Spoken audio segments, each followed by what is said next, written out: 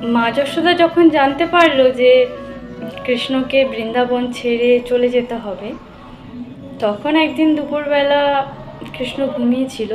তখন মা যশোদা তার পাশে বসে কান্না করছিল এবং কিছু বলছিল।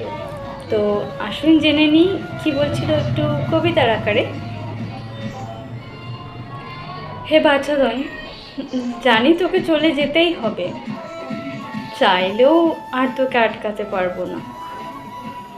কিন্তু বাছাধন, তুই যেখানেই থাকিস শুধু মনে রাখিস তোর অপেক্ষায় বসে আছে তোর যশোদা মা। পুত্র না জানি তোকে কত বকেছি, মেরেছি, বেঁধে রেখেছি, এসব তুই মা দেবকীকে বলিস না। তারা আমায় কত নিষ্ঠুর ভাববে, ভুল বুঝবে, ভাববে তাদের সন্তানকে আমি স্নেহই করি না। কিন্তু পুত্র, তুই তো জানিস তোকে কত ভালোবাসে তোর এই মা। তোর জন্য নিজে হাতে মাখন না বানালে আমার তো দিনই শুরু হয় না। জানি তোর ওপর অনেক দায়িত্ব এখন, জানি না তুই আমার কাছে ফিরে আসবি কবে আবার, নাকি আর ফিরবি না।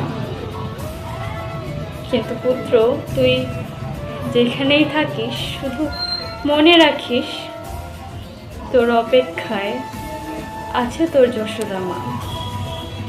তোর অপেক্ষায় আজও তোর যশোদা মা। ছোট্ট কৃষ্ণ তার যশোদা মায়ের এসব কথাগুলো শুনছিল, কিচ্ছু বলছিল না, শুধু তার দু চোখ দিয়ে অশ্রু ঝরে পড়ছিল। রাধে রাধে।